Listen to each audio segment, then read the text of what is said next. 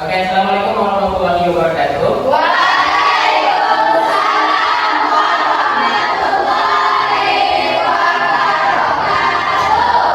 Oke, sangat bahagia ya hari ini ya. Iya.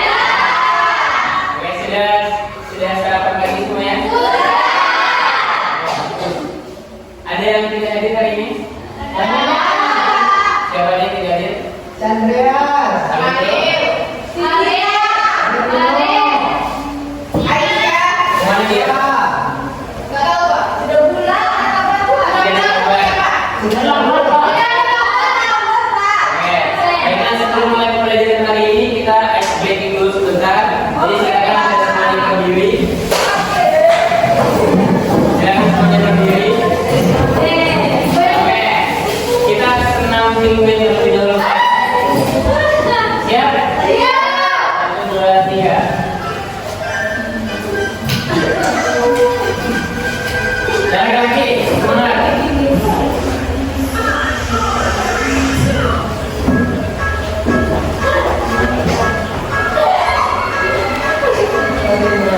Ini kau ada.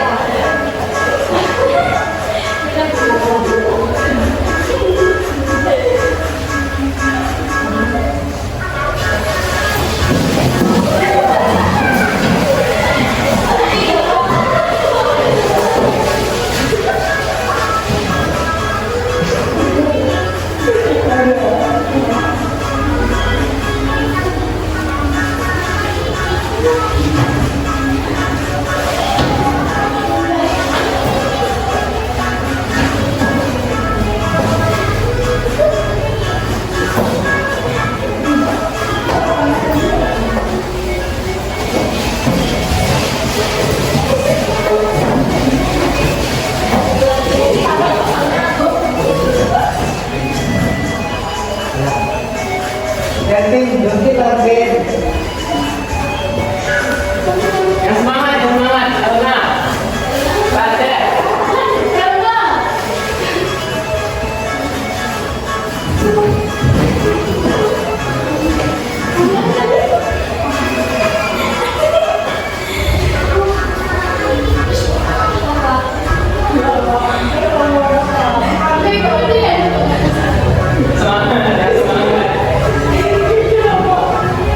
Ayo, tidur semangat.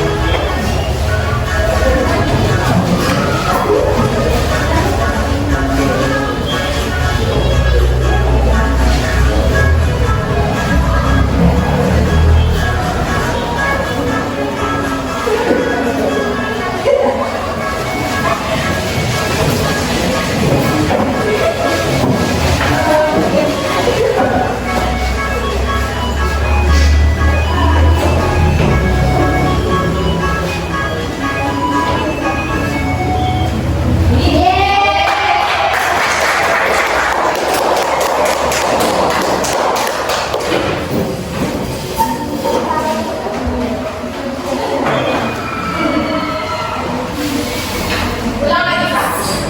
Nanti kalau ini nanti.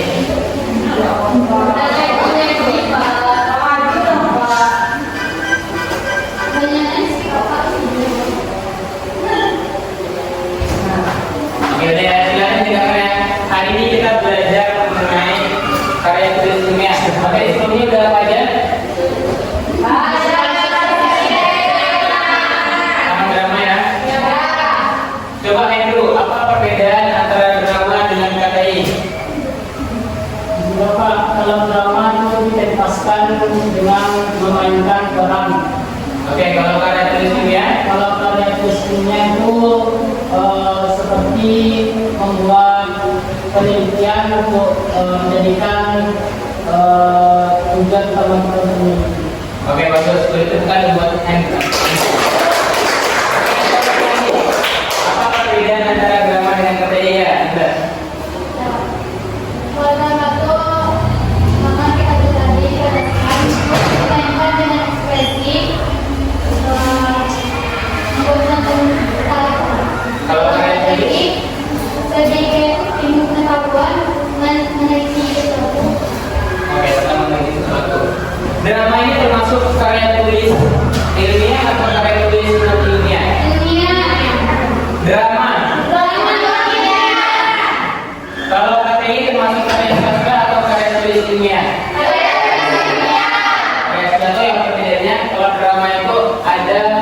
unsur non ilmiahnya di dalamnya. Nah, mengapa disebut sebagai non ilmiah? Karena dia ada suatu rekayasa atau imajinasi yang dituangkan di dalam sebuah drama. Berbeda dengan karya tulis ilmiah, dia pure hasil dari data penelitian.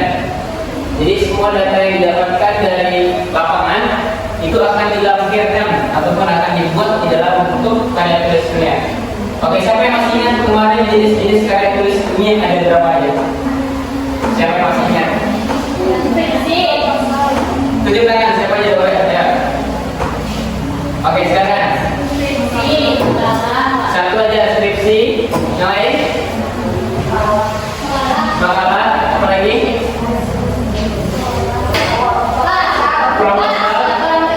Laporan kerja, apa lagi? Apa lagi yang terus? Apa lagi? Yang diselesaikan di jenjang kuliah sarjana pendidikan S1 apa? Skripsi S2.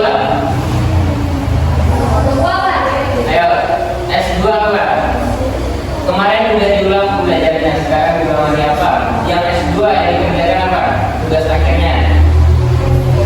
S3 di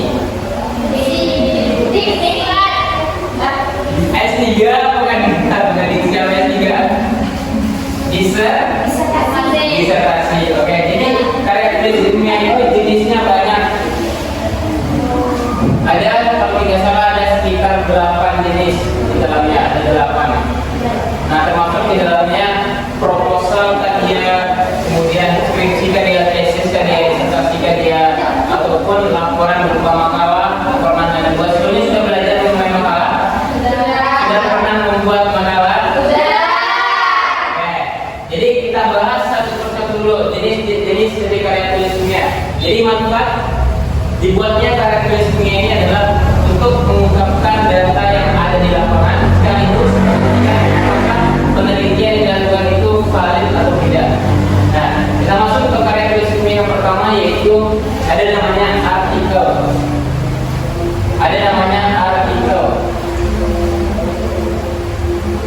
Nah, jalan yang tepat ini termasuk artikel, disertasi, skripsi atau makalah. Apa? Termasuk apa? Termasuk artikel karena? Coba lihat dari bentukannya. Karena apa yang disebut sebagai artikel? Kemarin sudah dijelaskan kan? Karena ada apa aja? Mengapa dia disebut sebagai artikel?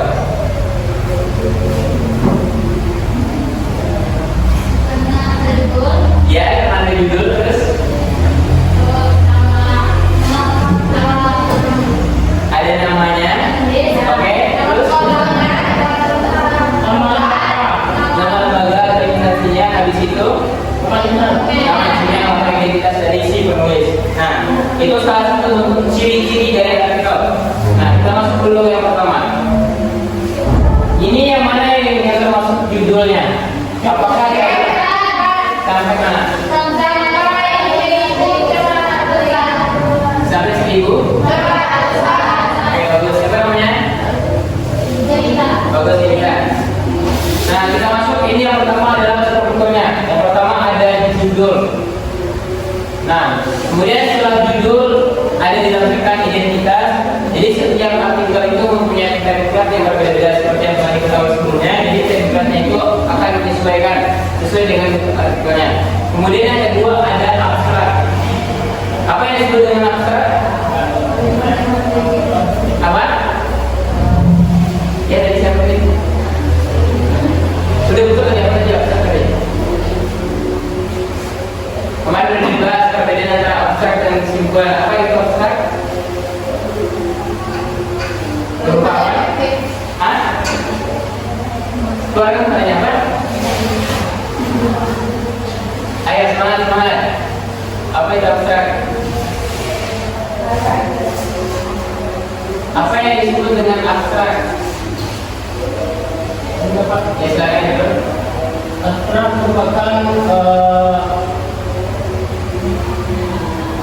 hampir sama dengan kesimpulan, tetapi abstrak ini lebih menjelaskan metode penelitian Oke, bagus. Jadi abstrak itu adalah ringkasan dari keseluruhan isi, baik itu metodenya, baik itu dari pendekatan yang digunakan seperti sebuah teknologi. Jadi ada yang dikatakan metode dan teknik pengumpulan data yang digunakan. Teknik pengumpulan data adalah teknik dokumentasi. Dokumentasi tahu? Apa itu dokumentasi? Berupa foto. Jadi ada aturan berupa foto di dalamnya. Abstrak. Nah, jadi dalam pembuatan artikel ini yang dibuat itu bukan abstrak terlebih dahulu. Apa yang dibuat dulu? Dalam tulisan artikel. Apa yang dibuat terlebih dahulu?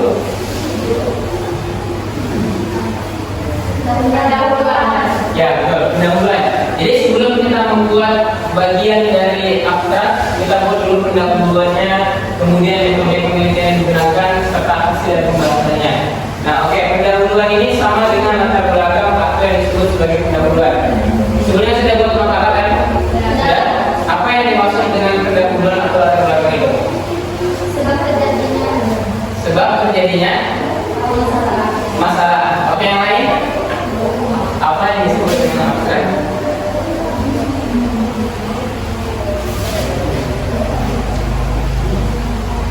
Apa? Abstrak. Apa yang disebut dengan latar belakangnya?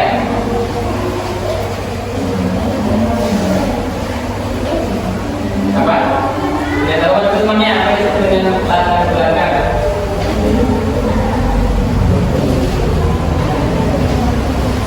Apa yang disebut dengan latar belakang? Tidak tahu bantuan bro, apa itu latar belakang? Latar belakang adalah bagian atau struktur dari suatu makalah atau karya tulisnya dan diskusi dan lain-lain. Oke, dia termasuk ke dalam struktur betul. Nah, jadi pendahuluan ini seperti yang disebutkan apa tadi? Jadi tadi pendahuluan awal latar belakang ini adalah sebab terjadinya masalah. Nah, itu akan dimunculkan di dalam bagian latar belakang. Kira-kira apa masalah yang akan dimunculkan, apa sebab serta akibatnya. Nah, itu disebut sebagai pendahuluan. Di dalam pendahuluan ini, Anda pernah melihat ini apa namanya? Pendapat seseorang atau ada yang disebut dengan kutipan, ya, dia kutipan. Dia termasuk dalam kutipan. Jadi setiap karya tulis ilmiah semestinya harus dan wajib ada kutipan di dalamnya. Kalau seandainya tidak ada kutipan di dalamnya, maka artikel yang dibuat itu pastinya diragukan. Karena pendapat ini adalah pendapat dari para siapa? Dari para ahli, ya, yang berkaitan dengan karya tulis ilmiah. Itu yang disebut dengan pendahuluan. Kemudian yang kedua ada namanya metode penelitian. Kemarin sudah kita singgung sedikit. Kita bedakan dulu antara metode dengan penelitian. Apa yang disebut dengan metode?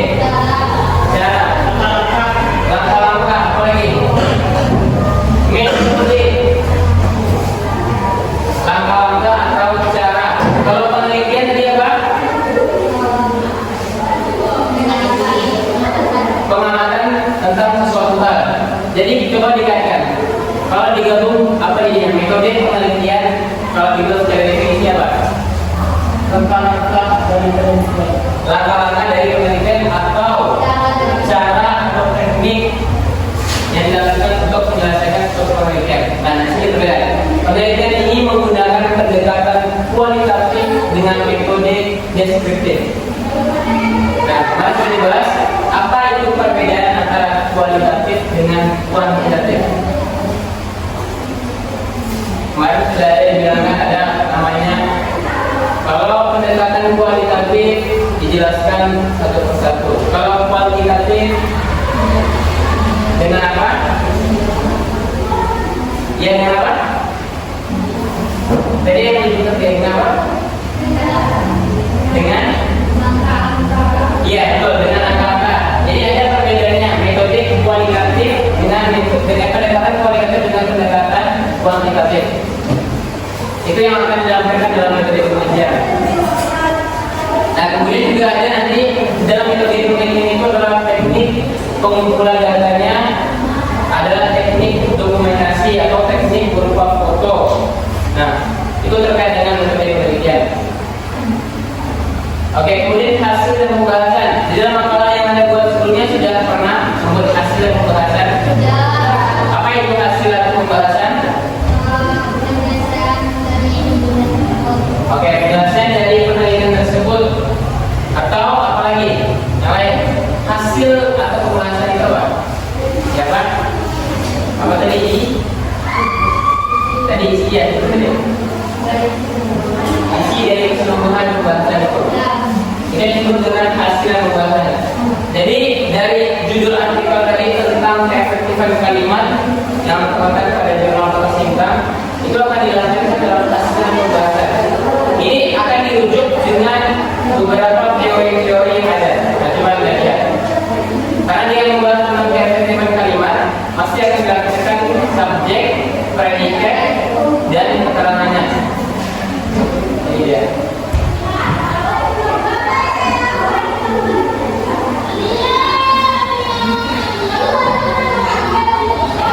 Oke, ini yang terkait dengan hasil dan pembahasan. Kemarin sudah kita bahas secara rinci pada pertemuan sebelumnya. Sekarang kita tegaskan lebih dalam kembali terkait dengan artikel ini.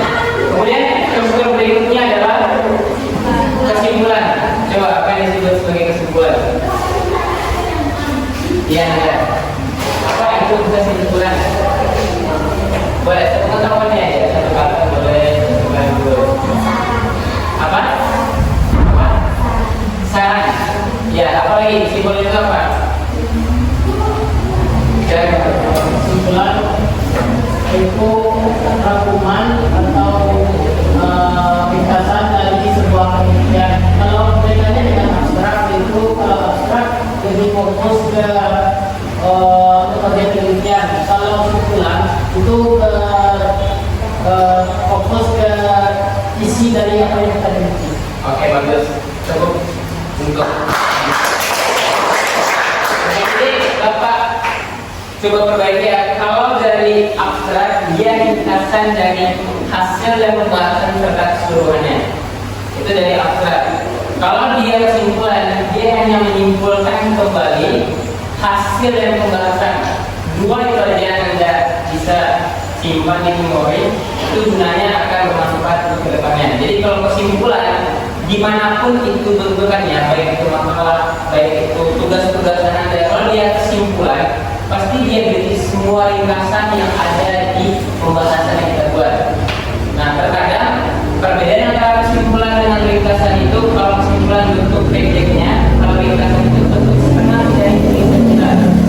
Nah, itu kadang banyak orang yang kurang paham karena ada beberapa guru yang menyuruh jangan buat ringkasan dari materi ini yang dibuat kesimpulan. Silakan buat kesimpulan dari materi ini yang dibuat malah ringkasan. Jadi kalau kesimpulan dia hanya berupa satu paragraf saja atau lebih boleh, tergantung dari hasil ataupun dari materi yang akan kita bahas dalamnya. Itu kalau kita kaitkan dengan kehidupan sehari-hari. Oke, struktur berikutnya ada tahu siapa apa struktur berikutnya? Setelah kesimpulan apa? Apa? Daftar? Daftar pusaka atau yang disebut sebagai daftar rujukan. Oke, kemarin apa aja struktur dari daftar pustaka? Coba siapa yang bisa ulang lagi? Struktur dari daftar pustaka. Ada apa aja yang pertama? Nama penulis, kemudian nama penerbit, habis itu Lokasi. ulang lagi yang pertama apa aja?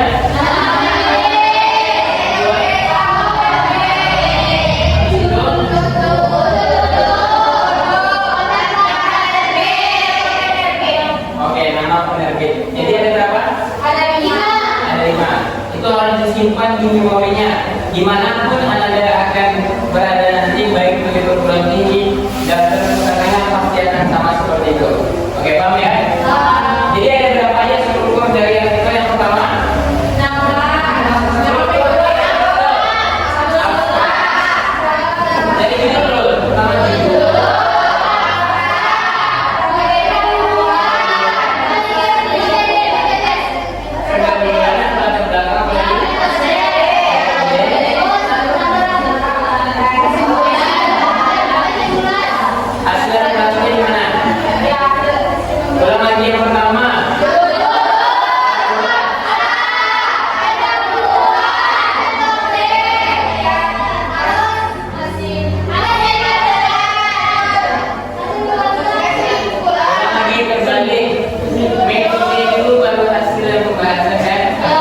dulu. Oke, yang pertama apa?